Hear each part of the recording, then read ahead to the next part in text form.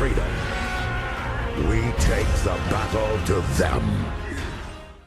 Siemano gracze Rise of Kingdoms, wybaczcie, że tak późno nagrywam filmik dotyczący spotkania z twórcami, lecz niestety sobota była dość, jakby tak powiedzieć, i piątek napięta, a dla was odcinek to znowu okazało się, że kodek związany z moją głosówką nie do końca był taki, jak powinien być, więc musiałem na nowo nagrywać i na nowo jakby to przerabiać. Słuchajcie, jak wiecie, w ostatnim czasie pojawiło się bardzo fajne spotkanie z twórcami. Jedno chyba z lepszych spotkań, które teraz mieliśmy w ostatnim czasie zaznać. Nie będę ukrywał, że nie, bo naprawdę to wygląda naprawdę super. Zresztą jakiekolwiek tam pierwsze spostrzeżenia, jak ja to przeczytałem, no zrobiło naprawdę na mnie duże wrażenie, że Lilith widać, że pcha ten content przez cały czas kroczek po kroczku do przodu. To jest naprawdę dużo. I nie będę ukrywał, te, jakby tak powiedzieć, te spotkania z devami są coraz lepsze i widać, że oni słuchają graczy i słuchają troszeczkę tego, co się do nich pisze, o czym nieraz rozmawialiśmy i ta gra zaczyna chyba pomalutku dawać trochę przyjemności, nawet po wpadce z Ragnarem, no to mi się zdaje, że robią coś, co nie tylko dla starych graczy, ale też dla nowych graczy i ich zachęcić do grania w Rise of Kingdoms.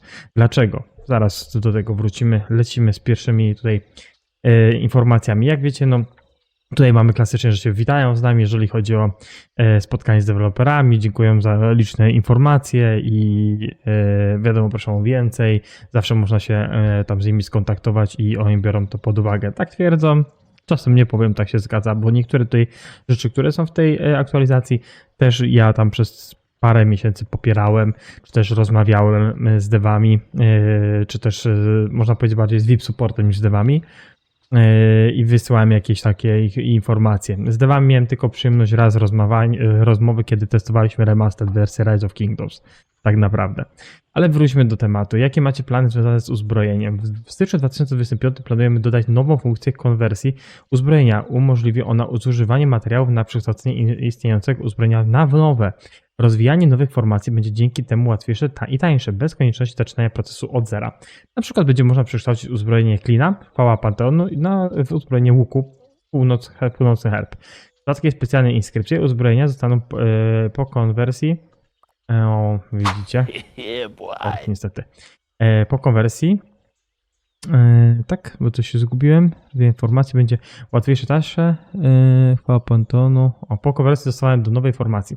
Im rzadsze i liczniejsze inskrypcje, tym więcej przedmiotów potrzeba do konwersji.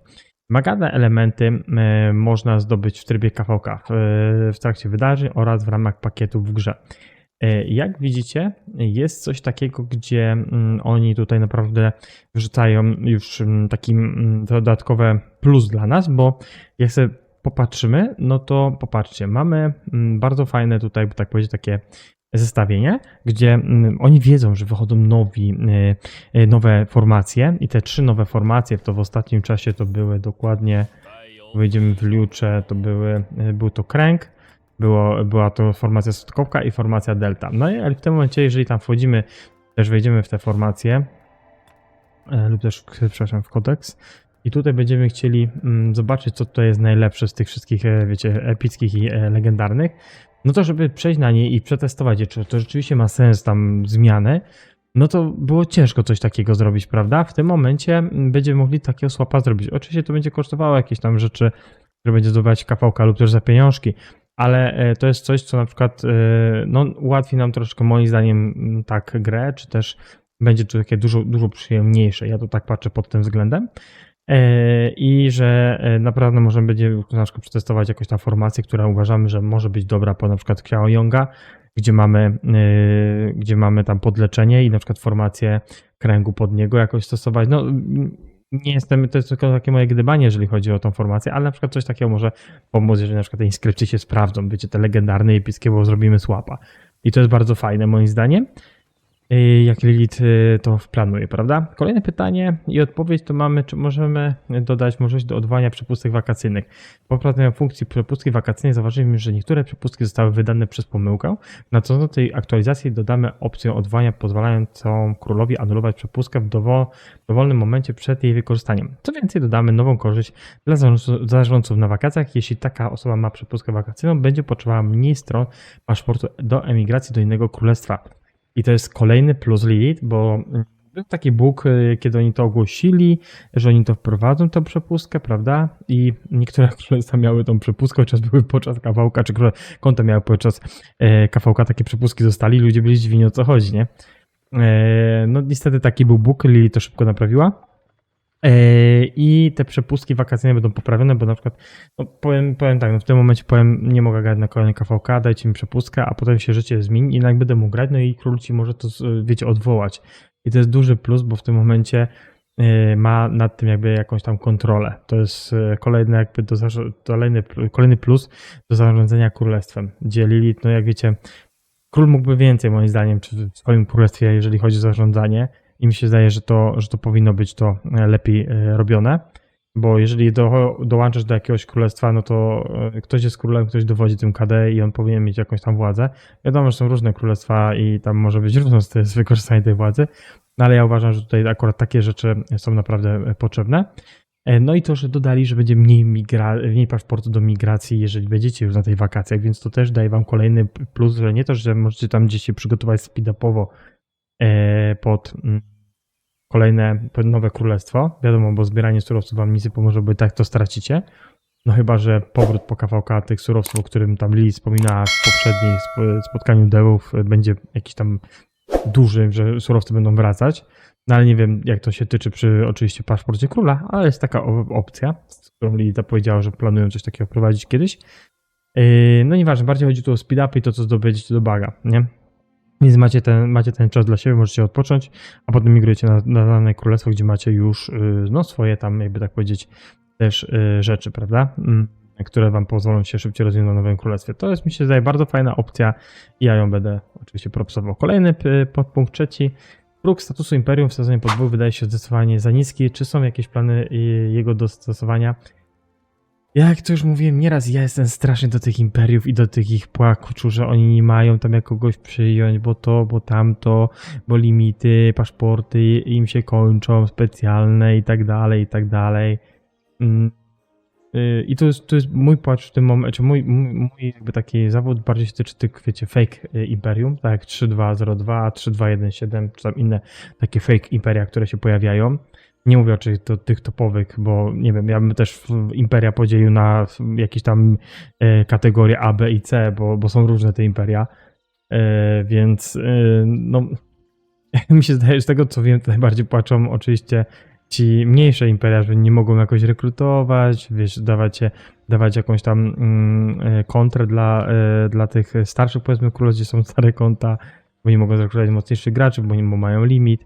No ale w sumie takie imperia, fake imperia nie powinny być też w KVK z seedami A jakoś połączone, no bo dlaczego?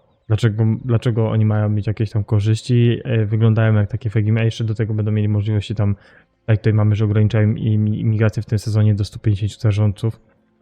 No ale to jest moje takie podejście.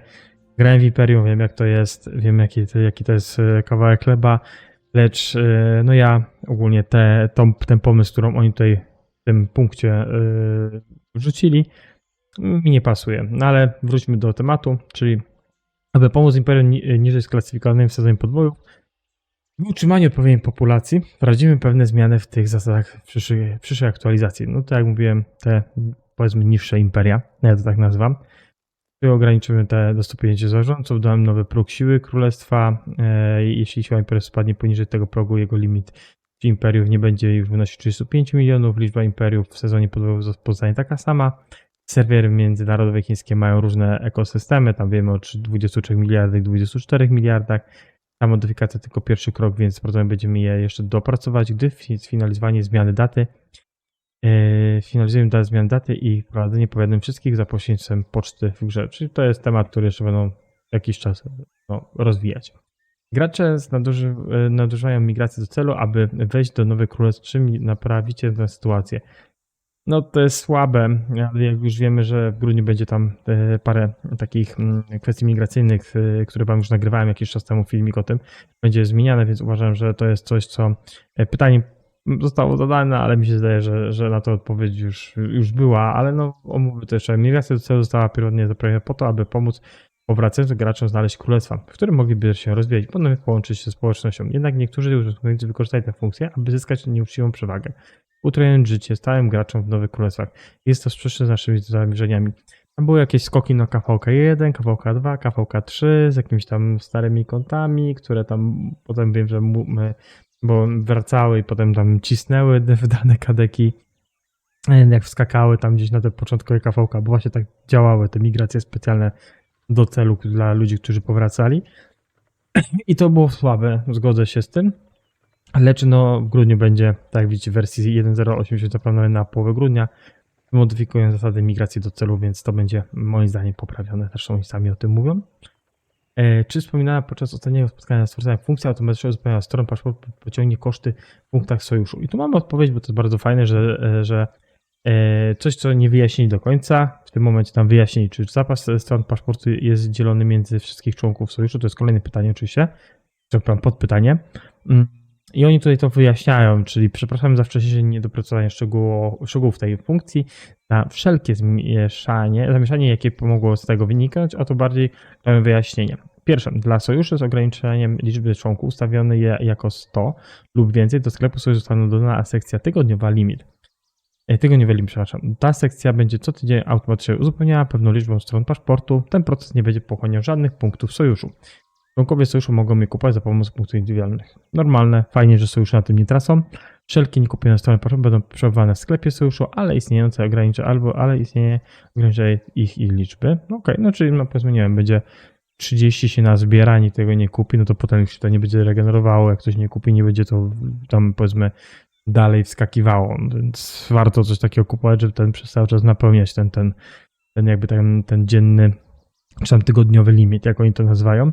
Zapas przedmiotów w sekcji tygodniowy limit jest dostępny na wyłączność dla każdego zarządcy. Zakupy innych członków sojuszu nie wpływają na dostępny dla tych takie samej pule. No to fajnie, bo tutaj każdy swój zarządca będzie miał taki tygodniowy limit. Moim zdaniem bardzo fajna opcja zbierać monety. Zawsze warto mieć te paszporty w razie W. Takie jest moje zdanie. Kolejnie, czy wydarzenie za zmiany dowódców wspomniane w spotkaniu offline jest nadal w planach? Jeśli tak, kiedy będzie miało miejsce?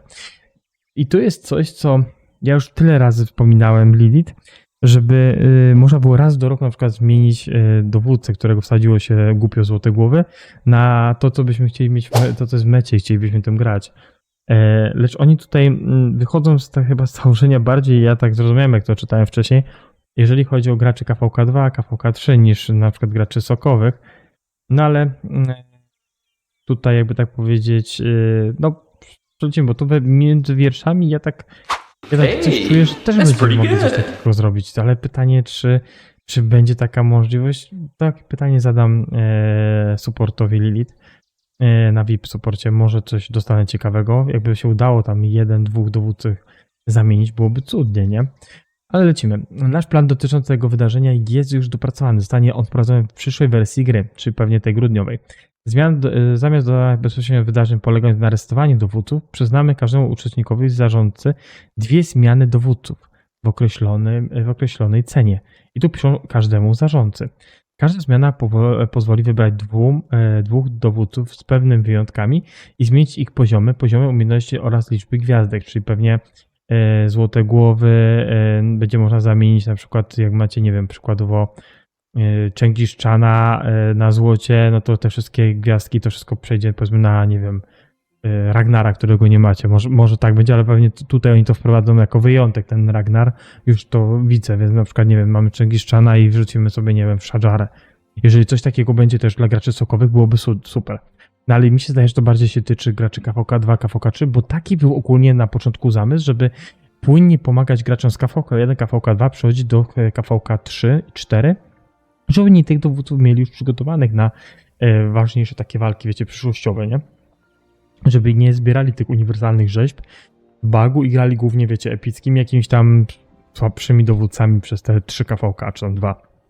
Więc mi się zdaje, że o to w tym wszystkim chodzi, no ale jakby było też coś plusem dla graczy takich na przykład jak ja bym się cieszył. Chcemy pomóc nowym graczom nadrobić zaległości w rozwoju swoich dowódców przed przejściem do sezonu podboju, dlatego planuję uruchomić to wydarzenie w Nowych Królestwach. W okolicach zakończonego sezonu drugiego Zaginionego Królestwa każda postać może wziąć udział tylko raz. Oprócz tego wprowadzimy inne wydarzenia pomagające w zdobyciu dowódców na sezon podbojów.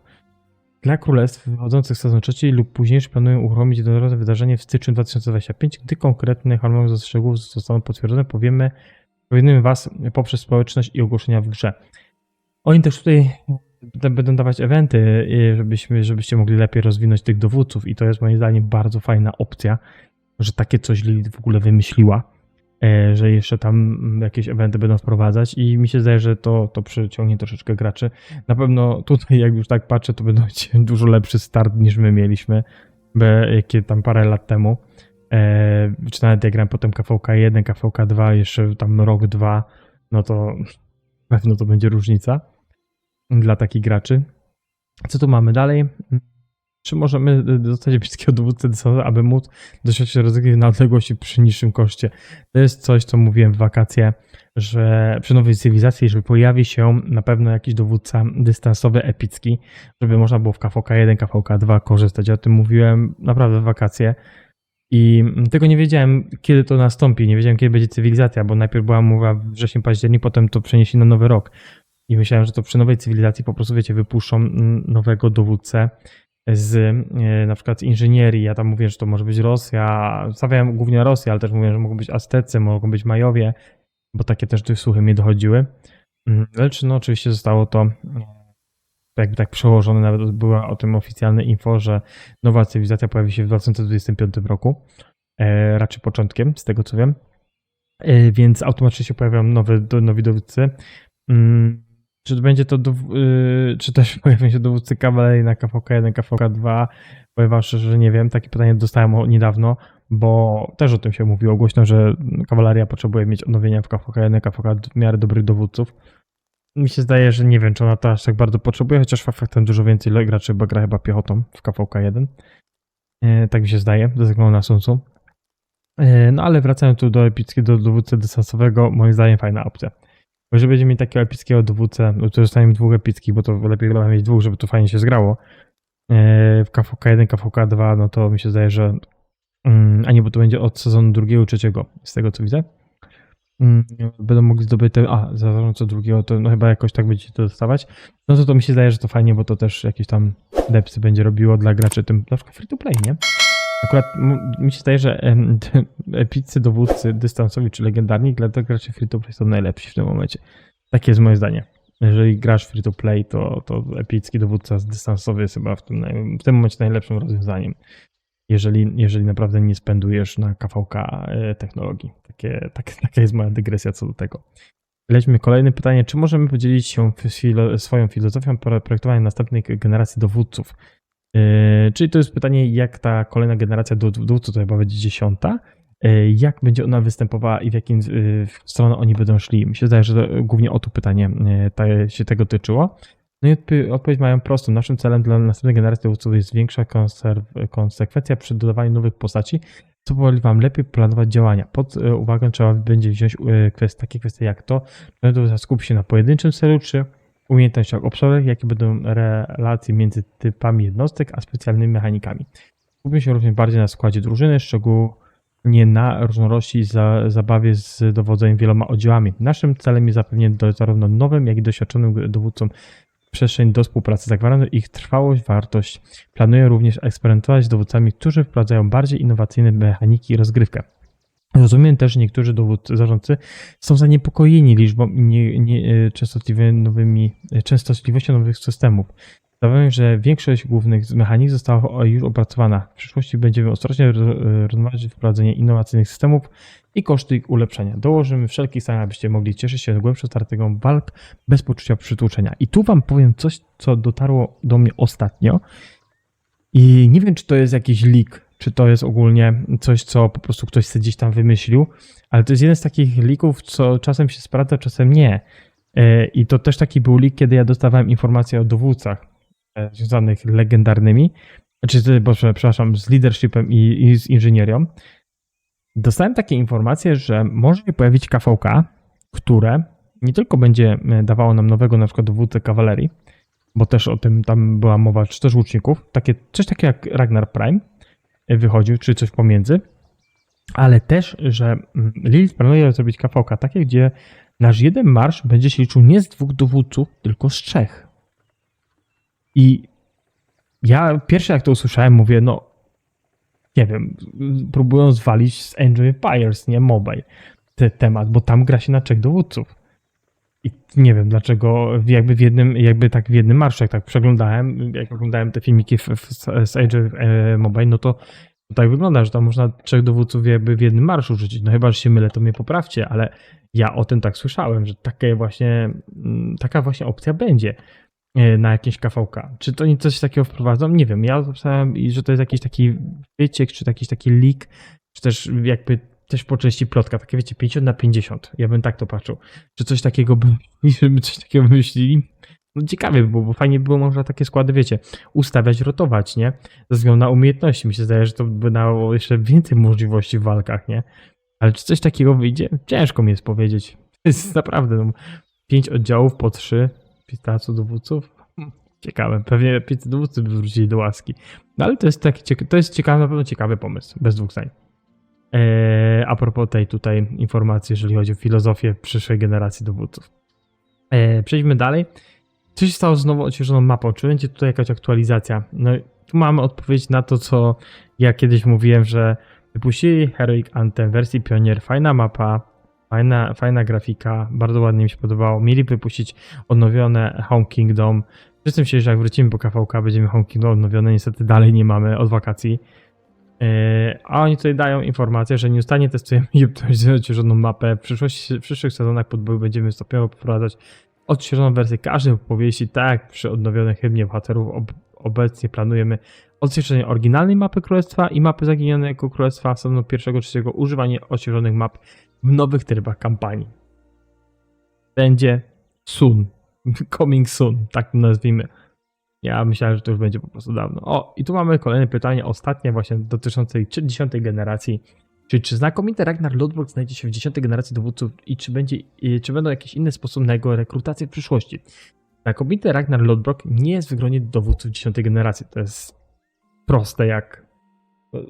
Dla mnie to jest, zresztą to widzę, że odpowiedź jest taka sama jak ten. No, dla mnie to jest, wiecie, on wyszedł teraz w grudniu, on jest jako specjalny dowódca, zresztą tu potem piszą, że to jest jakby specjalną z opowieścią z 2024, czyli król całej Brytanii.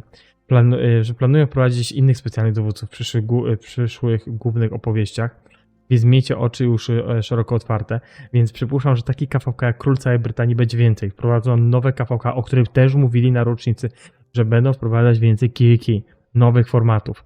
Więc w tym momencie też przygotowujcie się na to, że może się pojawić KO Prime, może się pojawić, nie wiem, już Cezar Prime. Mogą się pojawić po prostu łucznicy lub też kawalerzyści nowi. Gdyby iść taką logiką, którą kiedyś wrzucił Omniarki, no to pierwsza wychodziła piechota, nie? Teraz z tej specjalnej dowódcy. No to powinna być kawaleria, potem powinny być łucznicy. Czy tak będzie? Zobaczymy. Ale to jest takie, wiecie, to też jest taki, jakby tak powiedzieć, no przemyślenia, nie? Które wprowadzą, ale jeżeli oni będą wprowadzać tych specjalnych dowódców, że będą naprawdę grywalni, będzie ich zdobywać właśnie za pieniążki lub też tam za jakieś specjalne eventy, nie normalnie, ale no jeżeli się za złote rzeźby, że będziemy rozwijać, a nie będziemy mogli tam jakoś z koła czy jakichś ze specjalnych kół to ich tam wyrolować, no to będzie co słabe. Tym bardziej, że my jesteśmy przyzwyczajeni, że mamy ten 3 miesiące, 3,5 miesiąca gdzieś na przerwę między nowymi dowódcami i w tym momencie skąd tyle głów brać, żeby to wszystko tak, wiecie, rozwijać, nie? To jest dla mnie w tym momencie takie mech i liczę, że troszeczkę się z tym opamięta, z tymi dowódcami nowymi, nie? Jeżeli chodzi o tych specjalnych. To jest dobre moim zdaniem bardziej dla UEL niż dla troszeczkę mniejszych graczy, nie? Więc tyle ode mnie, jeżeli chodzi o ten format spotkania z deweloperami. Mi się zdaje, że fajnie wam tutaj to wszystko powiedziałem. Oczywiście będziecie mieć to posortowanie jakby w spisie treści. Mam nadzieję, że będziecie mogli sobie to częściej i łatwiej wam będzie to segregować. Dla mnie to jest też coś, co naprawdę co jakiś czas, jak mam chwilę, to wam to robię przy filmikach, więc mam nadzieję, że będziecie zadowoleni. Dzięki wielkie, że jesteście ze mną, dzięki wielkie, że rozwijamy przez cały czas ten kanał.